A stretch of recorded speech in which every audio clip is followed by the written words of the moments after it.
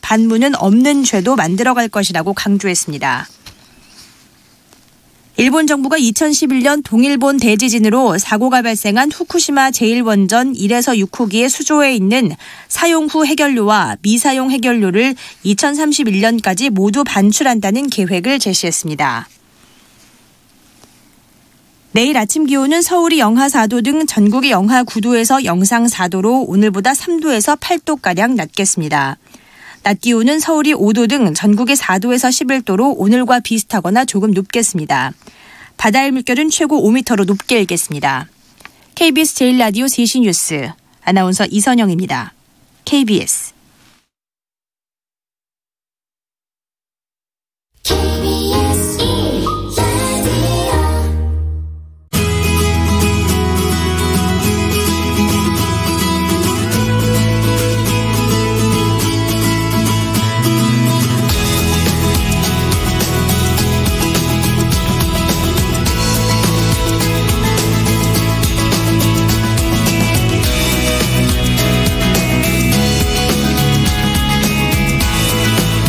여러분 안녕하세요. 라디오 전국 일주 아나운서 이규원입니다. 12월이 되면서 달라지는 것 가운데 눈에 띄는 게 있더라고요. 바로 이달부터 빙판길도 내비게이션이 알려준다는 소식입니다. 시범 운영 기간을 거쳐서 단계적으로 자리를 잡아가겠다고 하는데 이 해마다 겨울이면 빙판길 미끄럼 사고가 워낙 많지 않습니까? 그러다 보니까 미리미리 이 결빙 구간을 파악해서 운전자들에게 알려준다는 거예요. 예를 들면 내비게이션을 켜놓은 상태에서 이제 운전을 하고 계시다 생각하면서 들어주시기 바랍니다. 300m 전방에 결빙 위험 구간입니다. 안전운전하세요. 이렇게 음성 메시지가 나오는 겁니다. 그런데 동시에 또 경고 그림까지 띄워준다고 하네요.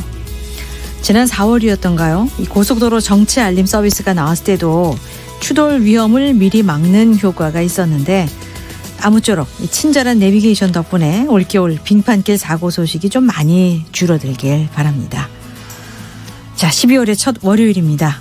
오늘 연말과 관련된 문제를 준비했어요. 아마도 벌써 이거 약속 생긴 분들 또 잡느라고 부지런히 12월 달력 보는 분들도 많으실 겁니다. 요즘은 예전하고 많이 달라졌지요. 부어라 마셔라 노래 부르고 흥청망청 노는 그런 분위기가 아니라 다양한 문화 행사로 대체하는 경우도 상당히 많던데요. 가족이나 친구 혹은 지인들과 함께 한 해를 마무리하면서 갖는 친목의 시간.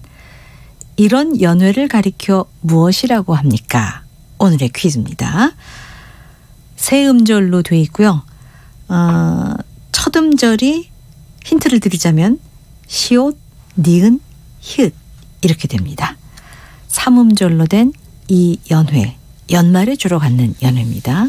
정답 아시는 분들 정답과 함께 어떤 계획이 있으신지 이 연회 어떻게 보낼 생각이신지 다양한 의견도 함께 남겨주시기 바랍니다.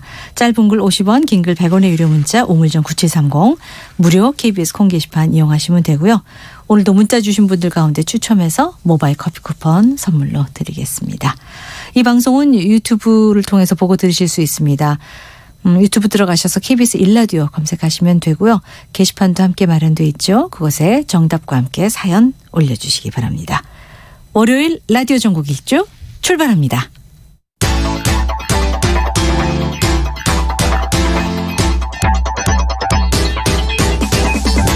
대한민국 구석구석 동네방네 이모저모 전국이 가까워지는 시간 KBS 1라디오 라디오 전국 일주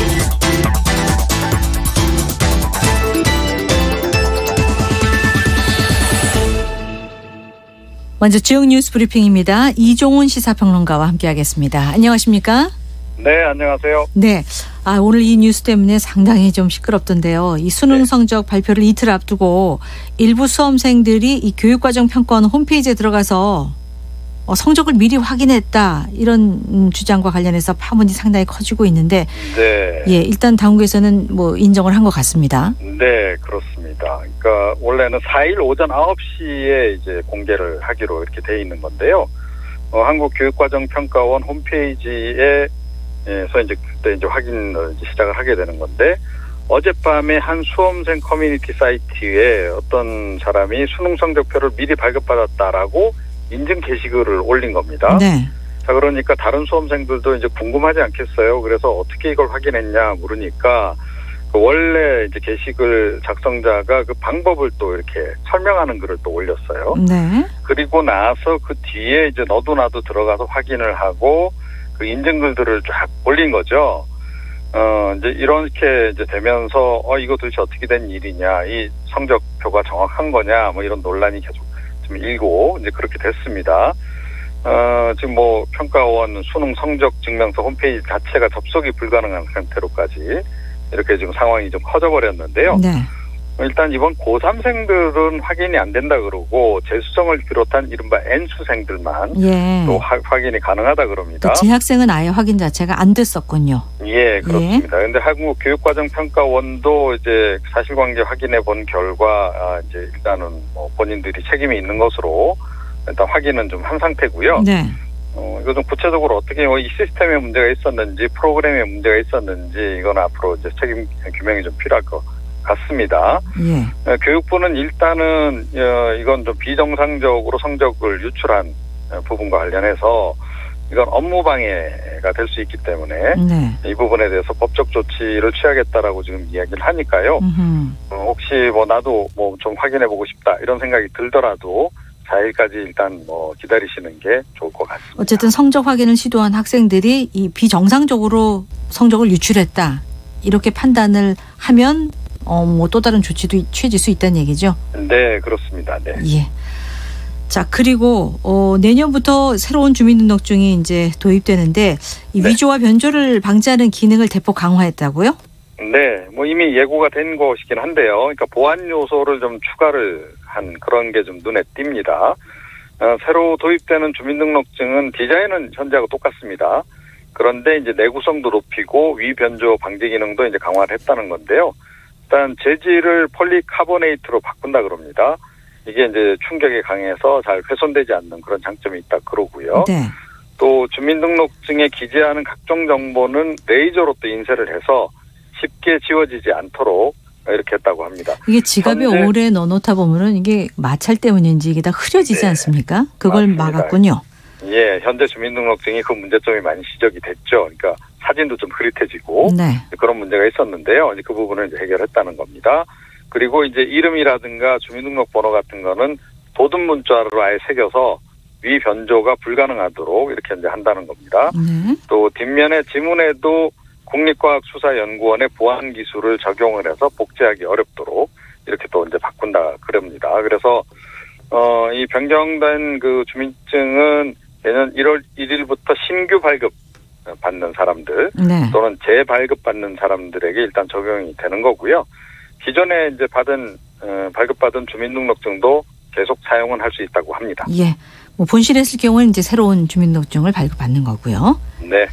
자, 어제부터 서울 도심의 이 녹색 교통 지역 안에서 배출가스 5등급 차량의 운행이 제한됐는데 이 단속 첫날 1억 원이 넘는 과태료가 부과됐다면서요? 네. 적발된 차량이 최종적으로 416대 이렇게 확인이 됐습니다. 네. 서울시가 최근에 이제 미세먼지 계절관리제를 발표를 했고요. 그 일환으로 이제 시행이 된 겁니다. 뭐 그동안 이제 약간 계도기간 운영을 해왔고 어제부터 이제 과태료 부과에 나선 겁니다.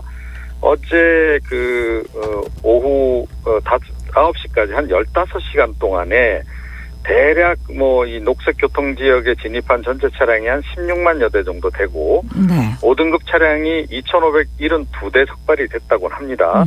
그런데 이 중에 이제 저공해 조치 차량도 좀 있고 긴급 차량도 있고 장애인 차량도 있고 이런 차량들을 제외하고 나서 최종적으로 이제 단속 대상으로 이제 선정한 것이 416대인 거고요. 네.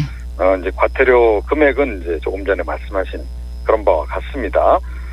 일단 뭐 차량들 보니까 지역별로는 역시 서울시 등록 차량이 가장 많았고요. 네. 45.7%, 그리고 경기도 차량도 한 34.1%, 나머지는 이제 다른 지역 차량들인데 지방에서 올라오시는 분들은 사실은 이걸 좀 모를 수가 있습니다. 그래서 그렇죠.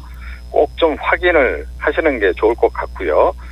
녹색 교통지역은 종로구의 8개 동, 중국의 7개 동, 그래서 주로 서울 사대문 안쪽이 해당합니다. 그래서 사전에 네. 좀 이걸 확인을 해보시는 게 좋을 것 같습니다.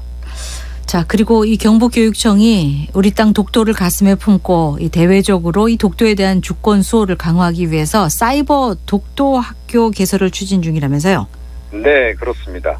내년 중에 일단 그 사이버 독도 학교 이 홈페이지 개설을 이제 하겠다는 거고요. 예. 그 이후에 온라인으로 전국 단위로 학생을 모집을 한다는 겁니다. 자, 그래서 이제 그 전국에서 모인 학생들을 대상으로 독도의 자연환경, 지리적 특성, 영토 주권, 근거 이런 것들을 체계적으로 이렇게 가르칠 계획이라고 하고요. 예. 그래서 기관별로 산지한 독도 관련 자료도 통합을 지금 했고요. 예. 그래서 이제 이걸 이제 체계적으로 교육 홍보 활동에 사용하기 위해서 최근에 독도재단하고 업무 협약도 맺었다고 합니다. 네. 그러면 이제 여기 들어온 학생들 당연히 뭐 이제 호기심에 또는 이제 관심을 갖고 들어오고 이제 그렇게 하겠습니다만 그렇죠. 활동 우수 학생들에게는 또 이 교육감 표창도 나가고요. 또 무엇보다 독도 탐방 기회 제공 네. 이런 것들이 인센티브로 제공이 될 예정이라고 합니다. 예. 어쨌든 뭐 학생들도 그렇고 우리 어른들도 그렇고 이 홈페이지를 좀 많이 좀 활용해야 될 것 같습니다. 네. 자, 이 경상남도가 알기 쉬운 결산 보고서라는 걸 만들어서 이걸 공개하기로 했네요. 네. 보통 이제 예산안 같은 경우에는 일반 국민들이 뭐 관심을 갖고 좀 봅니다. 네. 그래서 뭐 서울시 예산이 얼마 된다더라 뭐 이런 거 정도는 아는데 그 돈이 쓰이고 난 다음에 결산 부분은 사실 관심 갖는 분이 그렇게 그렇죠. 많지 않아요. 그런데 이 결산을 잘 챙겨야 되는 거 아니겠습니까? 예. 우리 국회도 지금 마찬가지인데 그런데 이 결산 보고서도 예산서도 마찬가지입니다만 이게 굉장히 복잡하게 돼 있습니다. 그래서 대략 뭐 보니까 이 경상남도 같은 경우에도 800쪽이 넘는다 그래요. 네. 이 결산 보고서가. 자, 이렇게 되면 뭐 시민단체들 입장에서도 그렇고 국민들 특히 도민들 입장에서 이걸 좀 쉽게 보기가 좀 어려운데 예. 이거를 뭐 도표 그래프를 잘 활용을 해서 20쪽 분량으로 요약한 한눈에 보는 경남의 살림살이 이런 식으로 해서 이 별도 제작해서 이걸 홈페이지에 이제 공개를 한다 그럽니다. 내가 살고 있는 지역이 살림을 얼마나 꼼꼼히 잘했느냐 이걸 좀 그렇죠. 우리 주민들이 확인해야 되잖아요. 네, 그렇습니다. 그래서 그런 편리한 점을 네. 좀 도모하기 위해서 이제 이렇게 한 거고요. 이건 굉장히 잘했고 다른 지역도 좀 본받을 필요가 네. 있다 이렇게 생각을 합니다. 자, 그리고 마지막 소식인데 이 전 남편에 의해서 의붓 아들까지 살해한 혐의로 재판에 넘겨진 이 고유정에 대한 재판 2시에 시작이 됐는데 지금까지 진행 중입니까? 네, 지금 뭐 진행 중인 것으로 지금 보입니다. 그러니까 예. 아마 오늘 하루 종일 또 공방이 오갈 것 같은데요. 네. 법원이 지난달 19일에 일단 그 남편 살해 사건하고 이 의붓 아들 살해 사건을 병합을 했습니다. 그렇죠. 그래서 지금 병합 심리가 이번에 처음 이제 열리는 거고요. 뭐 지금 고시 측 변호인 쪽에서는 뭐 직접적인 범행 증거가 없다 이렇게 쭉 주장을 하고 있는 거고 그 반면에 이제 검찰 쪽에서는 증거를 상당히 가지고 있다. 그래서 이제 입증이 가능하다. 네. 뭐 이렇게 지금 이야기를 좀 하고 있어서 상당히 법정 공방이 치열할 것으로 예상이 됩니다. 네, 소식 고맙습니다. 네. 이종훈 시사평론가였습니다.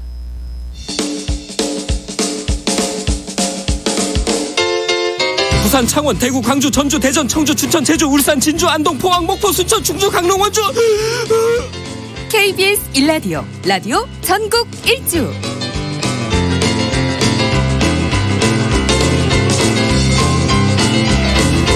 네, KBS 1라디오 라디오 전국 일주 12월 2일 월요일 여러분과 함께하고 있습니다. 오늘 월요일부터 여러분과 함께 퀴즈 풀고 있습니다.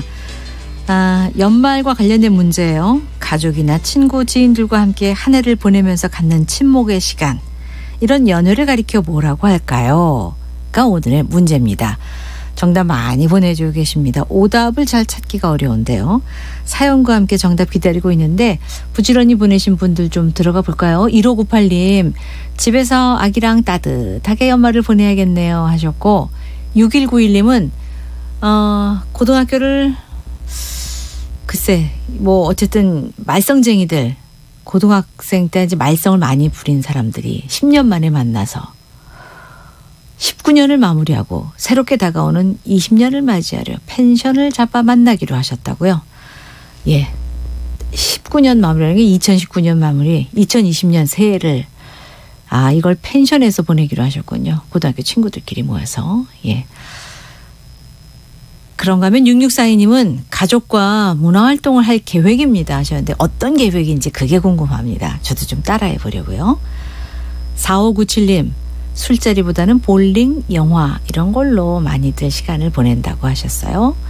0694님 상계동 병원에서 택시 손님 기다리며 재미있게 방송 잘 듣고 계시다고 하셨는데 운전 중이신 분인 것 같습니다. 자, 이분께 0694님께 먼저 커피 쿠폰 선물로 드리고요. 여러분 정답과 함께 이런 사연 여러분들 올해 마무리를 어떻게 하고 싶으신지 그런 계획도 함께 보내주시기 바랍니다. 짧은 글 50원, 긴 글 100원의 유료 문자 우물정 9730 무료 KBS 콩 게시판 이용하시면 되겠습니다. 커피 쿠폰 여러분 기다리고 있습니다. 지역 소식 들어볼게요. 오늘 먼저 부산으로 가봅니다. 재현아 리포터 안녕하세요. 네, 안녕하세요. 부산입니다. 네, 반갑습니다. 서울은 어제보다 한 5도가량 낮게 시작했는데 부산 날씨는 어떻습니까? 지금은 9도인데요. 네. 확실히 해 뜨는 시간도 늦어지고 있고 겨울이 깊어지고 있다고 느껴지는데 또 아직 길가를 보면 은행과 단풍이 있습니다. 부산이니까. 네, 예. 그래서 겨울인 듯 겨울 아닌 겨울 같은 날씨라고 표현하고 싶습니다. 아, 예.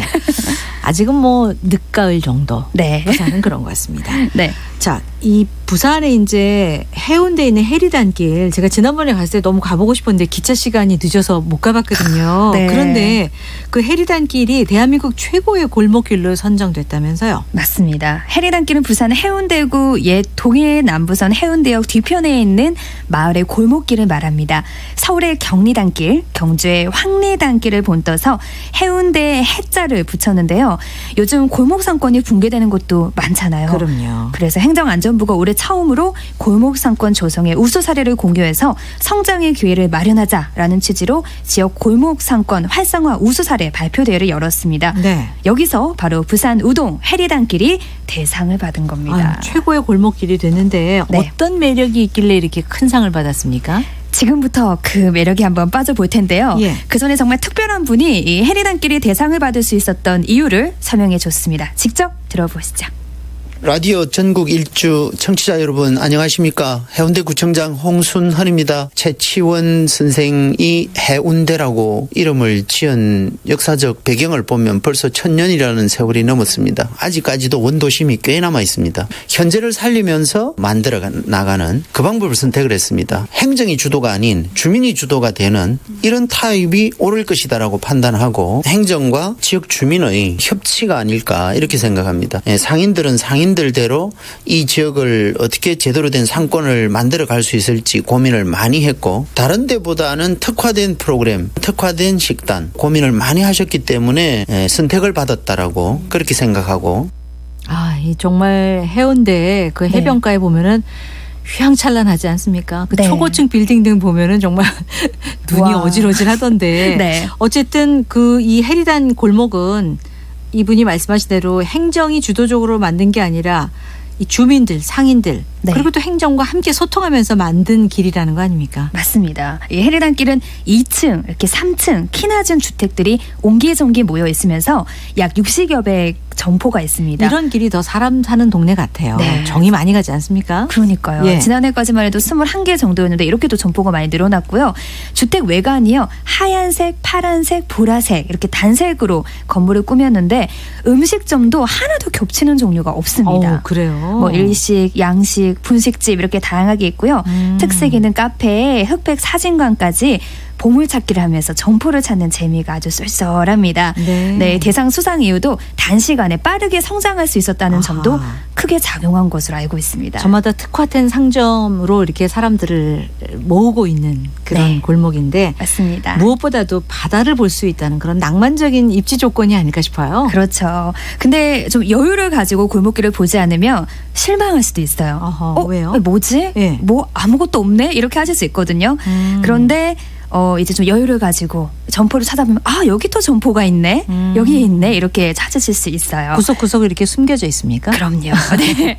해리단길 또 안 가볼 수 없잖아요. 제가 다녀왔는데 이미 해리단길은 이 크리스마스 분위기로 아주 그냥 물씬 아주 가슴이 콩닥콩닥 거렸습니다. 네. 거기다가 디자인학과 학생들 제가 직접 만나봤거든요. 가보시죠. 네. 우리나라에서 가장 아름다운 골목으로 선정이 된 해리단길을 진입을 했습니다. 해리단길의 매력? 예쁜 카페들이 많은 건 맞는 것 같아요. 되게 발전하는 모습 이런 게 보이고 건물도 되게 낮아서 뭔가 소박한 느낌? 주말에는 좀 많이 오시는 편이에요. 좀 멀리서 오신 분들이 좀 많으세요, 주말에는. 매력, 해리단길의 매력. 골목골목 궁금증을 일으키는 아트라고 해야 되나? 아트워크가 되게 많은 것 같아요. 골목마다. 나무에 저렇게 눈을 달아서 이제 캐릭터처럼 만든다든지 저렇게 네모난 박스를 이제 그림을 그려서 스폰지밥으로 만든다든지 저렇게 아이디어를 되게 내셔가지고 귀엽고 눈이 가고 호기심이 일으키는 것 같아요. 네, 디자인 학생. 아, 전문가들이시구나. 조금만 더 얘기해 주시면 안 돼요?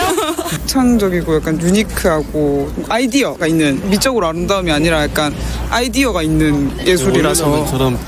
네, 얘기 들어보니까 이 소확행을 꿈꾸는 분들에겐 최적의 장소가 아닐까 싶어요. 맞습니다. 최단 기간에 이 발전한 골목길인데 앞으로 더 많이 성장하겠죠? 네. 지금은 좀 하드웨어적으로 성장을 했다면 이제 콘텐츠로 또 승부를 걸 예정입니다. 네. 이름이 해운대 별밤 학교라고요. 예. 평소에 만났고 싶었던 작가를 초청한 강연회나 독서 토론회도 열릴 예정이고 식당이 야간에는 교육과 콘서트 공간으로 변신합니다. 아, 그래요? 그래서 이제 부산 방문하시기 전에 해운대구청 홈페이지 반드시 들어가셔서 해운대 별밤 학교 신청하시고 보시면 너무너무 좋을 것 같습니다. 뿐만 아니라 별밤학교에서 교양 채우시고 비축제 보면서 사진 찍으시고 배고파질 때 해운대시장 찾아서 꼼장어도 이렇게 먹고 더 이상 말하지 않겠습니다. 너무 유인하시네요. 네, 돼지국밥, 칼국수 다 즐길 수 있습니다. 네, 비축제는 언제까지입니까? 해운대 비축제는 정확하게는 지금 알 수 없는데 제가 겨울엔 좀 하겠죠. 맞습니다. 네. 네, 소식 잘 들었습니다. 네, 부산에서 전해드렸습니다. 재연화 리포터였습니다. 또 가고 싶게 만드네요, 이 부산. 자, 이번에 전주로 가봅니다. 천소영 리포터 안녕하십니까? 네, 안녕하세요. 전주입니다. 지금 전주 날씨는 어떻습니까? 전주는요, 현재 햇빛은 내려쬐고 있는데요. 찬바람이 불고 있어서요. 볼에 닿는 공기가 조금 차갑습니다. 그렇군요. 네. 전주에 50+ 인생학교가 있다면서요? 네, 맞습니다. 50+ 인생학교는요, 인생의 전환기에서 자신을 탐색하고 새로운 도전을 계획하는 50세 이상 세대들을 위한 프로그램인데요. 네. 2017년 하반기를 시작으로 현재까지 운영이 되고 있습니다. 네. 이게 그러니까 중년층을 위한 그런 사업이네요. 네, 그렇죠. 사실 은퇴 후나 노후에 새로운 일을 시작하고 도전하는 과정에서 또 많은 어려움이 따르고 두려움이 생기기 마련이잖아요. 이런 중년층들의 50세 이후의 삶에 좀 조금이나마 도움을 주고자 인생학교가 문을 열었다고 합니다. 네. 좀 더 자세한 이야기는 50+ 인생학교 김지영 담당자의 목소리로 들어보시죠. 50+ 인생학교는 50 정도의 인생을 사신 분들이 지금까지의 인생을 좀 돌아보기도 하고 이후의 인생을 어떻게 살아갈 것인지를 좀 고민하는 그런 시간을 갖는 프로그램이에요. 어떤 분은 퇴직을 하시고 인생학교를 거치고 지금은 다양한 강의 활동을 하고 계세요. 그런 분들은 굉장히 또 뿌듯해 하시고 계시죠. 사실 100세 시대를 맞아서 굉장히 막연하게 인생 후반기에 대해서 고민을 하잖아요. 그 막연함을 구체화시키는 그런 전환기가 될 수 있을 거라 생각해요. 그래서 좀 50+ 인생학교에 많이들 오셔서 인생 친구도 만나시고 인생을 재설계해보는 그런 시간도 가지시면 좋을 것 같습니다. 네, 사실 은퇴 이후의 삶은 퇴직 전에 계획하고 준비해야 좀 더 알차게 보낼 수 있지 않을까 싶어요. 이 수업받는 기간은 어느 정도나 됩니까? 총 10주에 걸쳐 2달 반 정도 수업이 진행되는데요. 네. 첫날 마음 열기를 시작으로 신체 표현 활동과 글쓰기가 이루어지고요. 이후 인생 후반기 로드맵을 작성해서 나의 인생을 조금 더 세세하게 설계하고 영화를 통한 자아 탐색 등 토론과 체험 위주로 보통 수업이 진행된다고 합니다. 네. 이렇게 수업에 참여하면서 막연했던 나의 미래를 또 어떻게 살 것인가에 대해 생각할 수 있게 해주고요. 자신감도 불어넣어준 시간이라고 할 수 있는데요.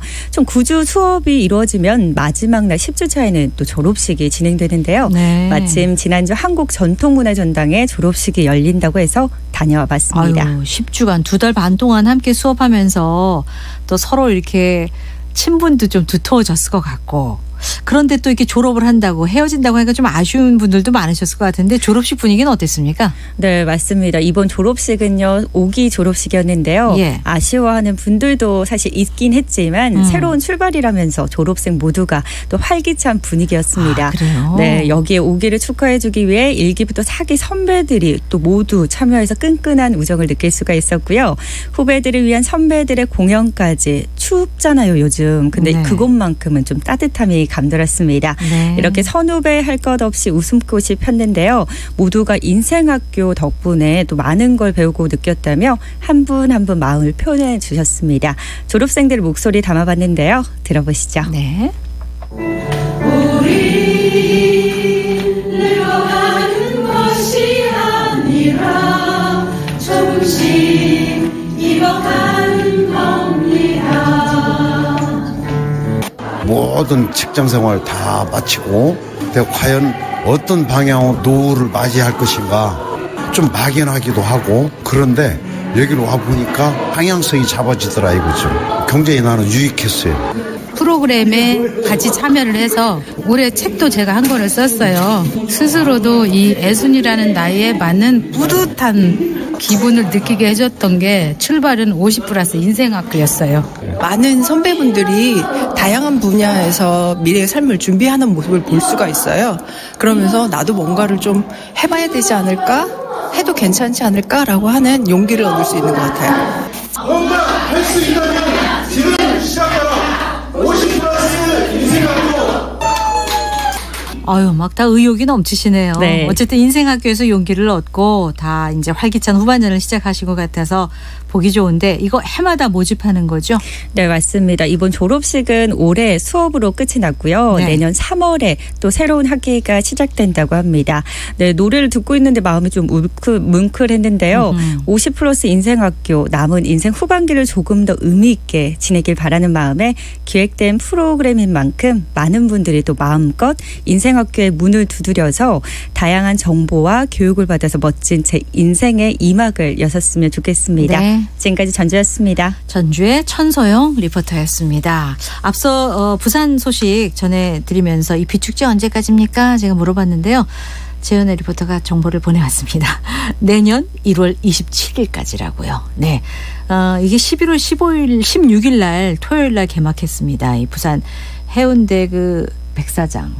거기를 그냥 파란 불빛이 확 뒤덮여 있었는데 정말 멋있었어요. 제가 그 비축제 개막하는 날 밤에 직접 가서 봤거든요. 진짜 볼만하더라고요. 사진도 어찌나 예쁘게 나오든지요. 네, 자 지금 시각 3시 32분 됐는데요. 오늘 퀴즈 함께 풀고 있습니다. 벌써 이거 약속 잡는 분들 참 많으실 것 같고 오늘부터 시작이 됐을 것 같아요. 예. 가족이나 친구 혹은 아는 사람들과 함께 한 해를 보내면서 갖는 이 친목의 시간을 뭐라고 할까요? 오늘 퀴즈인데요. 문자 주신 분들 3847님 가족끼리 모여서 만두를 만들어 먹기로 했다고요. 익은 김치도 워낙 많고 만두 만들면서 이런저런 얘기도 나누고 소소하지만 따뜻한 만두 이거 좋지 않습니까? 하셨어요. 좋은 아이디어네요. 0927님 이 주유원이라 주유소에서 일하기에 우리에게는 이런 개념도 잊혀지고 있습니다. 라고 하시면서 처음 문자 주셨어요. 커피 쿠폰 0927님 선물 드리고요. 0080님 회사 일로 가족과 떨어져 주말 부부로 지낸 지 4년이 넘었어요. 내년 1월 4일 이사합니다. 가족과 함께 지낼 수 있어 기쁜 마음이지만 한편으로는 43년간 살아온 부산을 떠나 낯선 곳으로 이사 오는 가족에게 미안한 마음과 함께 나이 드신 부모님 두고 떠나자니 정말 죄송할 따름이네요. 그래서 올해 이것은 평생 기억이 될 것 같습니다. 평생 기억이 될 만한 이것을 어떻게 보내실지 궁금한데요. 오늘 처음 문자 주셨어요. 0080님 모바일 커피 쿠폰 선물 드리고요. 또 2062님 연말을 가족과 함께 보육원 방문해서 아이들과 맛있는 간식 만들어 함께 먹고 즐겁게 보내기로 가족과 합의 봤습니다 하셨어요. 이분께도 선물 드립니다. 2969님 올 연말에 온 가족이 제주도로 여행 갑니다. 새해 해돋이를 제주도에서 맞이하고 새롭게 태어나고 싶어요 라고 하셨고 3833님 몇 년 전까지만 해도 정말 기다려주곤 했는데 요즘은 밖에서 지내는 게 좀 부담스럽네요. 예. 글쎄요. 진짜 흥청망청 되지 않는 것 같아요. 조촐하게 가족끼리 보내거나 혹은 뭐 직장, 동료, 지인들과도 문화 행사를 하면서 보내는 사람들이 주변에 많이 늘고 있는 것 같습니다. 3326님, 올해 마지막 달 야외 행사 중 아르바이트 중입니다. 오라는 손님은 오지 않고 감기만 잡고 와요. 쌀쌀한 날씨에 손이 꽁 발이 꽁 몸이 꽁이지만 마음만은 따뜻하게 마무리할 수 있길 바랍니다 하시면서 처음 문자 주셨습니다. 짧은 글 50원, 긴 글 100원의 유료 문자 우물정 9730 무료 KBS 콩 게시판 이용하셔서 오늘 퀴즈 정답과 함께 여러분은 오늘 올해 어떻게 마무리를 하실 계획이신지 그 내용도 함께 보내주시기 바랍니다. 3시 35분 됐습니다. 5시 35분이 돼가고 있네요. 날씨와 교통 상황 간추린 뉴스 이어드리겠습니다. 기상청의 송소진 씨 전해주세요. 12월의 시작과 함께 겨울 추위가 찾아왔습니다. 지금 찬바람이 강하게 불고 있어서 서울 등 중부 내륙 일부 지역은 체감 온도가 영하권입니다. 오늘 한낮 기온이 서울 3도, 대전 7도, 광주 8도, 부산 11도 등으로 어제보다 2도에서 5도나 낮겠고요. 내일 아침에는 서울이 영하 4도, 대구 영하 2도까지 떨어지면서 더 추워질 전망입니다. 이 추위 때문에 서해상에서 눈구름이 만들어지고 있어 오늘 충남 서해안과 전북 서해안, 제주 산지에는 눈이나 비가 오겠고 내일은 눈구름이 내륙으로 더 들어오면서 서울을 비롯한 서쪽 지역을 중심으로 눈이 오는 곳이 있겠습니다. 때문에 내일 아침에는 도로가 빙판을 이루는 곳이 많을 것으로 보여 주의하셔야겠습니다. 또 내일까지 서해안과 제주도에 바람이 무척 강하게 불겠습니다. 한편 오늘 미세먼지 농도는 전국이 좋음에서 보통 단계를 보이며 공기는 깨끗할 전망입니다. 현재 서울의 기온은 2.1도입니다. 날씨 정보였습니다. 이어서 이 시각 교통 상황을 KBS 교통정보센터 김민희 씨가 전해드립니다. 네, 도로 위로는 돌발 구간이 많습니다. 서해안고속도로 서울 방면으로 동군산 부근에서는 사고가 났는데요. 1차로를 막고 처리 작업을 하고 있습니다. 이후로 서해대교 부근에서는 오늘도 작업을 하고 있어서 송악 일대 4km 구간에서 정체 심합니다. 당진 대전고속도로 당진 쪽으로 신풍 휴게소 부근 1차로에는 화물 덮개가 떨어져 있어서 차로 변경에 유의해서 지나셔야겠고요. 서울 외곽고속도로 일산에서 판교 쪽으로 수암터널 부근 4차로에서는 고장난 승용차를 처리하고 있습니다. 중부 내륙고속도로 창원 쪽으로 충주분기점 일대의 정체된 작업 여파입니다. 이후 영산 부근에서도 작업 여파받아 속도 줄여 지나고요. 반대 양평 쪽으로 문경세제 부근과 감곡 일대 또 여주분기점 일대의 정체가 모두 작업 여파입니다. 서울시내 잠실철교에서는 시설물 보수 작업을 하고 있어서 북단 방면이 전면 통제되고 있습니다. 잠실대교나 올림픽대교를 이용하셔야겠고요. 강변북로 일산 쪽으로 원효대교 부근에는 고장난 차가 서 있어서 뒤로 한남대교부터 정체입니다. KBS 교통정보센터였습니다. 이어서 라디오 정보센터 연결해서 이 시각 주요 뉴스 듣겠습니다. 문재인 대통령은 오늘 수석 보좌관 회의를 주재한 자리에서 국민을 위해 꼭 필요한 법안들을 정치적 사안과 연계해 흥정거리로 전락시키는 것은 있을 수 없는 일이라고 비판했습니다. 또 법정 기한을 넘기게 된 예산안에 조속한 처리를 당부했습니다. 자유한국당 박맹우 사무총장 등 당직자들이 당의 변화와 쇄신에 동참하겠다며 일괄 사퇴를 선언했습니다. 오늘 사퇴서를 제출한 당직자는 국회의원 24명에 원외인사 11명 등 총 35명입니다. 더불어민주당 이해찬 대표가 자유한국당이 필리버스터를 공식 처리하고 비쟁점 법안 처리를 약속하지 않으면 앞으로 협상과 대화를 할 수 없다고 밝혔습니다. 백원우 전 청와대 민정비서관 산하 특감반에서 일했던 검찰 수사관이 숨진 가운데 경찰이 해당 수사관에 대한 부검을 실시했습니다.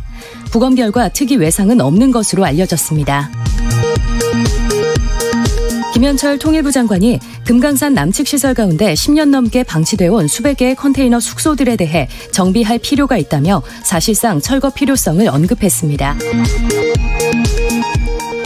내일부터 이틀간 미국 워싱턴에서 열리는 제11차 한미 방위비 분담 특별협정 4차 회의에 참석하기 위해 우리 협상 대표단이 오늘 출국했습니다. 지금까지 헤드라인 뉴스 조진주였습니다.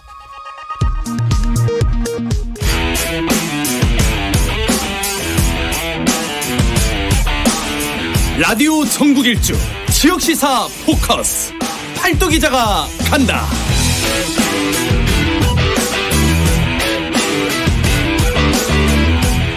네, 오늘은 오랜만에 제주도로 가보겠습니다. 미디어 제주의 김효은 기자 안녕하십니까?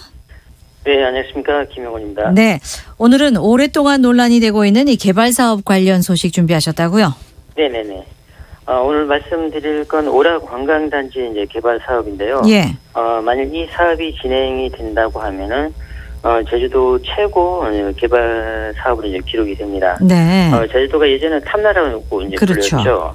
그러니까 탐나 개벽 이래 가장 큰 사업이라고 할 수 있습니다. 가장 큰 사업, 최고의 개발 사업 규모가 도대체 어느 정도나 되길래 이런 수식어가 붙을까요?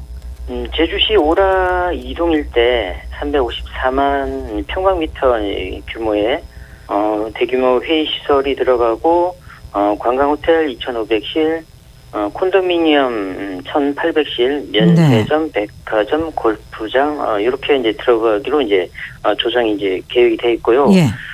투입되는 예산도 제주도 한 해 이제 예산보다 많은 5조 2,180억 원입니다. 네. 면적은 뭐 지금 KBS가 이제 여의도에 있는데 여의도의 1.2배입니다. 여의도의 1.2배. 네네. 그 안에 뭐 호텔, 콘도, 면세점, 백화점, 골프점이 다 들어간다는 거죠. 정말 규모가 어마어마하네요. 그렇죠. 이게 굉장히 오래전부터 추진되던 사업 아닙니까? 네, 맞습니다. 거슬러 올라가면 20년이 넘었는데 예전에 제주도에 세계 선문화 축제라는 국제적인 행사가 이제 열린 적이 있거든요. 네. 이 오라 관광 단지 일대에서 이제 열렸는데 계속 열리다 보니까 좀 메리트가 없다. 그래서 이제 축제는 중단이 됐고, 네. 그러다가 1997년 이 오라 이동 일대를 이제 관광 단지로 이제 지정을 하면서 개발을 추진을 하게 된 겁니다. 그렇군요. 20년 전에 이제 개발을 추진을 했는데, 네. 이게 뭐 지금 뭐가 되고 있습니까? 아니면 얘기만 지금 20년째 오가는 겁니까? 뭐 된 건 아니고 예. 아까 이렇게 말씀처럼 5조 원 넘는 돈을 투입한다. 뭐 그 얘기만 계속 오고 가고 있고요. 예. 그러다 보니까 사업자도 수차례 이제 바뀌었고 그러다 보니까 잘 안 되니까 2015년에는 제주도가 이 오라 관광단지 개발 사업은 더 이상 이제 추진하지 않는다면서 사업 승인도 이제 취소하기도 했습니다. 예. 그러다 다시 이제 사업을 하겠다는 사업자가 이제 등장을 했고 지금 상황까지 오고 있습니다. 예. 어쨌든 관광단지로 지정은 됐지만 개발은 아직 성사되지 않은 거예요. 네네. 예. 그렇습니다. 그러면 2015년에 이제 사업 승인 취소가 됐고 이후에 새로운 사업자가 등장을 했는데 네. 그 새로운 사업자가 가져온 그림대로 이제 다시 추진이 되는 겁니까?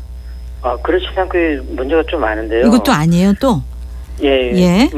이게 사업자에 대한 의혹에 대한 시선이 좀 그러니까 새로 시작할 때부터 좀 있었고, 네. 이 지역 자체도 굉장히 중요한 곳인데요. 여기가 해발 350m에서 580m까지 좀 고도 차이도 있고, 예. 여기가 한라산 턱 밑을 개발한다고 보면 되는데 만약 개발되면은 제주시에서 다 보입니다. 네. 한라산 위치는 정말 좋겠군요. 보게 되면 한라산 중턱에서 구멍이 뻥 뚫려서 이제 그렇게 새로운 이제 대규모 시가지가 이제 등장하는 셈인데 환경 문제가 대두될 수밖에 그렇죠. 없네요. 환경 문제가 이제 대두될 수밖에 없고 네. 어쨌든 하나의 새로운 도시가 만들어지는 사업이기 때문에 지하수 문제도 이제 생길 수밖에 없고 예. 상하수도 용량 초과 지금 제주도가 안고 있는 문제거든요. 그렇죠. 상하수도 용량 초과 등 각종 문제를 안고 가야 하는 사업이기도 합니다. 사실 제주도는 정말 환경이 가장 중요한 것 아니겠습니까? 그렇죠. 이 한라산 중턱에 이런 규모의 새로운 도시가 만들어지는 사업이라고 하니까 더 세심하게 살펴봐야 될 것 같은데 네. 앞서 그 개발 사업자에 대한 의혹을 말씀하셨어요. 네네. 이게 어떤 의혹입니까? 실체를 두고도 논란이 많긴 했는데 사업자는 JCC라는 곳이고 근데 돈이 굉장히 많죠. 5조 원 이상을 투입을 해야 되는데 과연 5조 원을 넘는 돈을 투입해서 사업을 진행할 수 있겠느냐 이제 초기부터 논란이 있었고 네. JCC 주식을 소유하고 있는 중국 투자사 실체도 이제 처음에 이제 잘 파악이 되지 않았습니다. 네. 그러다 보니까 자본 검증을 해야 한다는 목소리가 이제 등장을 했거든요. 예. 네. 그러니까 투입 예산은 5조 원으로 잡았지만 정말 이 회사가 5조 원을 운영할 능력이 있는 회사인지 네. 이거에 대한 자본 검증이라는 거 아니겠습니까? 실제로 그렇습니다. 검증이 이루어졌습니까? 예, 그렇습니다. 원래는 자본 검증을 하지 않고 그냥 개발 사업을 진행할 계획이었는데 네. 각종 의혹이 아무래도 이제 꼬리를 이제 밀다 보니까 자본검증위원회를 이제 가동을 하게 됐고요. 네. 검증위원회가 발족된 건 지난해입니다. 예. 결과는 며칠 전에 나왔는데 1년 반 만에야 자본검증에 대한 결과를 내놓게 됐습니다. 어떻게 나왔습니까? 결과가 네. 좀 궁금한데요. 결론부터 말씀드리면 자본검증위원회가 오라관광단지 개발은 부적절하다 이렇게 판정을 이제 내렸습니다. 왜냐하면 사업자인 JCC가 자본검증위원회 제출한 이제 그 자료만으로는 자본 조달 능력을 판단하기 미흡하다 이렇게 판정을 했고요. 네. JCC 투자사는 중국의 화용그룹인데 화용그룹의 신용 등급과 재무 상태는 좋긴 합니다. 그렇지만 지금 현재 미중 무역 분쟁 중이고 이런 불확실성에 대한 문제점을 과연 투자자가 대안을 잘 제시를 해줘야 되는데 이건 제시가 좀 부족했다고 이제 판정을 내린 겁니다.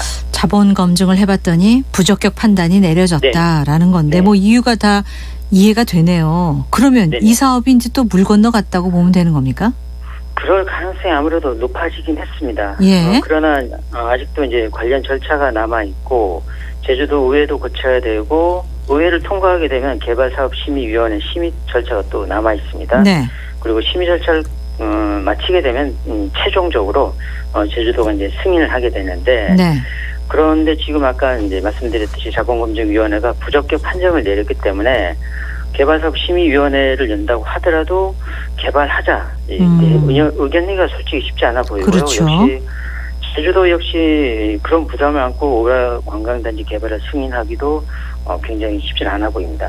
뭐 최종 승인 여부에 대한 제주도의 판단까지는 또 시간이 많이 걸릴 것 같은데 좀 걸립니다. 현재에서는 어떻게 보고 있습니까? 어쨌든 탐락 개벽 이후 가장 큰 사업이 되는데 뭐 20년 넘게 해야 된다 말아야 된다 또 지역 주민 그쪽 오라이동 지역 주민들은 좀 개발해달라는 또 그런 입장이고 환경단체는 문제제기를 좀 많이 하고 있고 왜냐하면 그 아까 말씀드렸듯이 한라산 중턱에 새로운 도시가 들어서게 되고 바다에서 보면은 진짜 새로운 뻥 뚫린 그런 엄청난 규모의 이제 그 단지가 만들어지는데 어쨌든 간에 이 자본검증을 이제 거쳤기 때문에 부적절하고 판정이 났기 때문에 앞으로도 이제 상황 좀 지켜보긴 해야 되지만 아름다운 섬 제주도에 이제 개발만이 눈사이제 다시 한번 또 이렇게 새겨보는 기회가 될 것 같습니다. 신중히 판단해야 할 문제인 것 같습니다. 소식 고맙습니다. 네, 고맙습니다. 미디어 제주 김용훈 기자였습니다.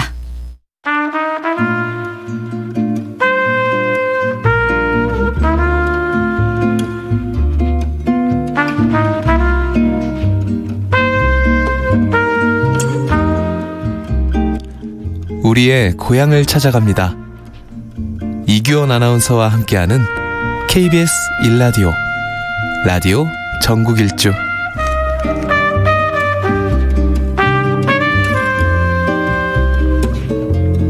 매주 이 시간에는 책을 통해서 지역의 이야기를 전해듣고 있습니다. 전국 일주 초대석 12월을 맞은 첫 주 오늘 저희가 가고자 하는 곳은 강원도입니다. 1년 4계절 중 어느 계절이냐에 따라 지역의 느낌 조금씩 다르기 마련인데 그 가운데 강원도의 겨울 느낌이 좋다는 분들이 많아서 오늘은 이번엔 강원도를 쓴 강석균 작가와 함께 얘기 좀 나눠보겠습니다. 안녕하십니까? 예, 안녕하세요. 강석균 작가입니다.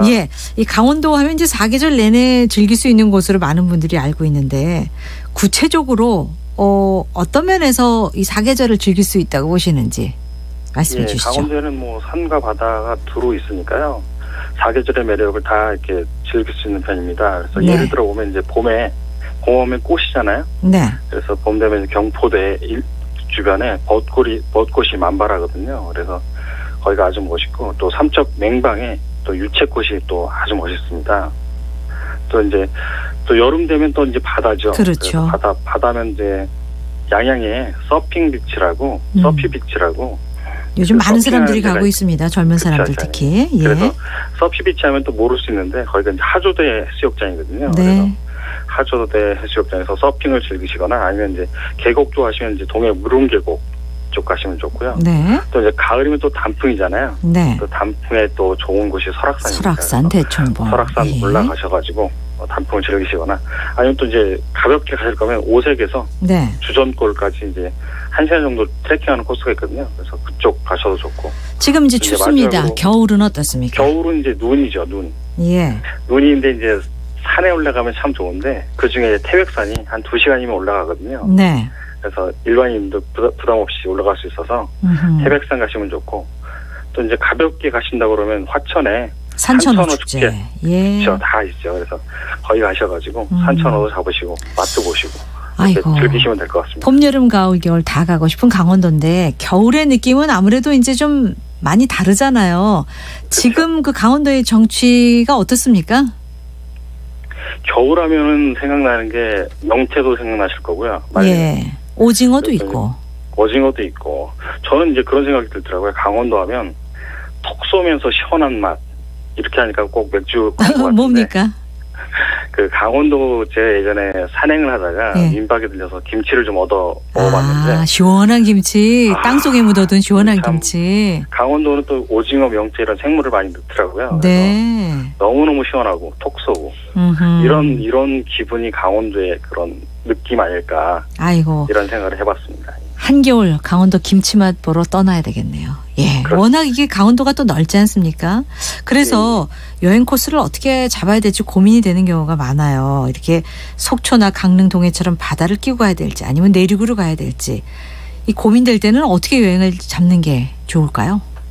아무래도 겨울에는 여러 군데 다니지 마시고요. 네. 한 2군데 정도씩 다니시면 좋을 것 같아요. 그래서 예를 들어서 이제 속초 양양이면 낙산 해변에서 이제 겨울 바다 한번 보시고, 네. 그리고 또 거기 낙산에 천년고찰 낙산사 있지 않습니까? 그래서 네. 낙산사에서 기원도 한번 들이시고, 네, 그 다음에 속초로 가시면 온천이 있습니다. 온천. 아하, 그래서 맞아요. 온천 딱 즐기시고 저녁에 물곰탕이라고 아주 시원한 아귀탕 비슷한 건데요. 물곰탕. 그렇죠. 물곰탕으로 이렇게 드시면 될 것 같고. 예. 만약에 또 하루 더 있다 그러면 설악산 가셔가지고 산행은 좀 힘드시니까 케이블카 타시고 검금성 올라가셔서 울산바위 보시고 설악산 풍경 딱 보시고 그다음에 이제 그 청호동 아바이 마을이라고 있는데 여기 이제 가을 동화 예전에 KBS에서 그 원빈하고 송혜교하고 이렇게 업고 가던 장소거든요. 그렇죠. 예. 그래서 거기서 이제 연인끼리 가셔가지고 네. 예.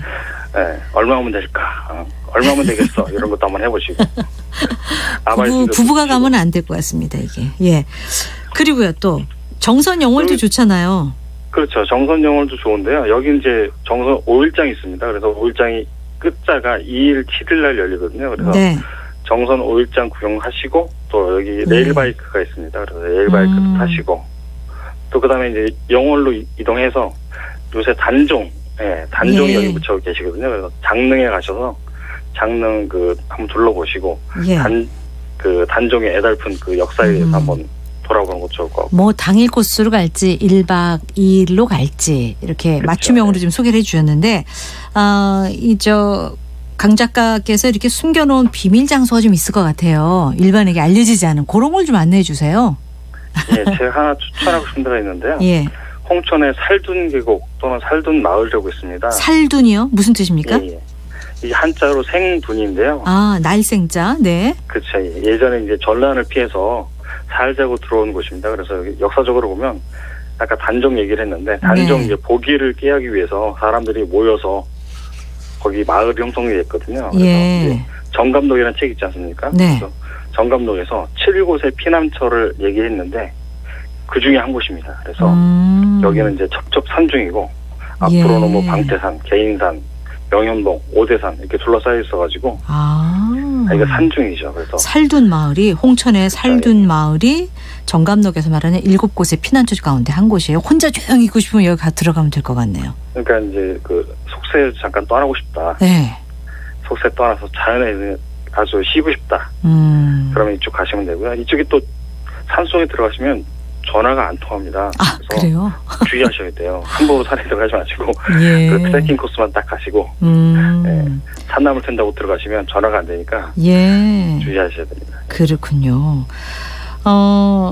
그 책에 보니까 이 캠핑, 뭐 자연 휴양림 이런 것들도 많이 다루셨더라고요. 예. 겨울에 좀 춥긴 합니다만 이 강원도에서 캠핑을 즐길 만한 곳이 있을까요?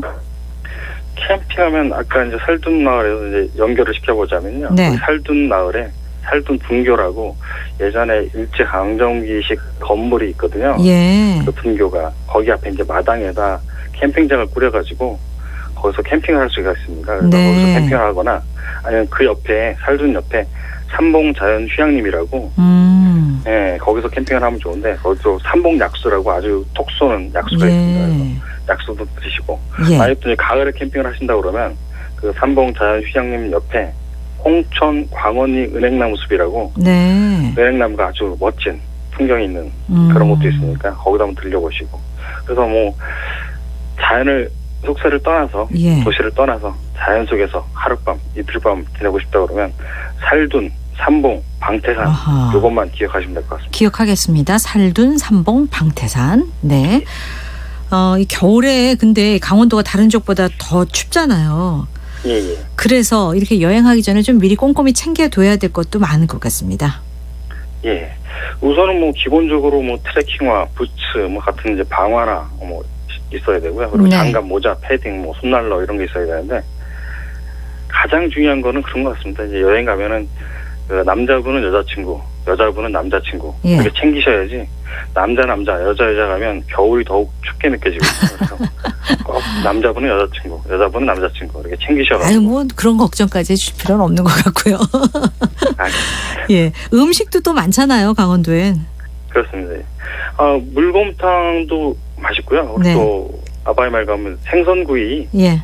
여러 가지 모둠으로 해서 생선구이도 많이 팔고 있거든요. 그래서 예. 뭐 정어리도 있고 동태도 있고 뭐 이런 거 다 찌개도 맛볼 수 있고 생선구이도 맛볼 수 있고 그런 네. 것도 있고. 예. 이 강원도 구석구석 이렇게 책에 담으면서 작가님 개인적으로 어떤 게 가장 인상적이었는지 두고두고 기억에 남는 게 뭔지 궁금합니다. 강원도의 인정이 아닐까 싶은데요. 제가 네. 예전에 그 식사 때를 놓쳐가지고 어느 식당에 들어갔었는데 산골 식당에 들어갔는데 주문하려고 그러니까 주인장이 네. 거의 그냥 식사를 하고 있더라고요 마침. 그래서 어허. 그냥 숟가락 들고 네. 그냥 드시라고. 그래서 저도 이제 먹었죠. 네. 먹었는데 이제 나중에 또 집배원이 또 한 번 오시더라고요. 집배원이 배달하러. 예. 그래갖고 그분 들어오니까 또 주인장이 같이 먹자고. 네. 그래갖고 또 집배원도 껴서 먹고. 그래서 같이 한 끼 맛있게 먹었던 기억이 있는데 네. 강원도의 인정이 가장 인상이 깊지 않나. 그래요. 네, 그게 또 강원도의 힘이 아닐까 싶어요. 맞습니다. 예, 사람 사는 정이 느껴지는 곳 강원도 여행 한번 또 떠나보고 싶네요. 오늘 전국일주 초대석 이번엔 강원도라는 책을 쓴 강석균 작가와 함께했습니다. 오늘 말씀 잘 들었습니다. 고맙습니다. 예, 고맙습니다. 네, 자 오늘 퀴즈 정답은 바로 송년회였습니다. 자 오늘 혹시 송년회가 있는 분들도 많으실 것 같아요. 여러분들 아무래도 이제 좀 따뜻하게 이 송년회를 한 해를 마무리를 좀 잘하는 그런 시간들 보내시기 바라고요. 7600님 천안에 지금 눈이 온다는 소식 보내주셨어요. 2019년도 다가고 있네요. 가는 세월 잡고 싶어지는 이유 나이 들어가고 있음을 알리는 신호일까요? 라는 문자 보내오셨어요.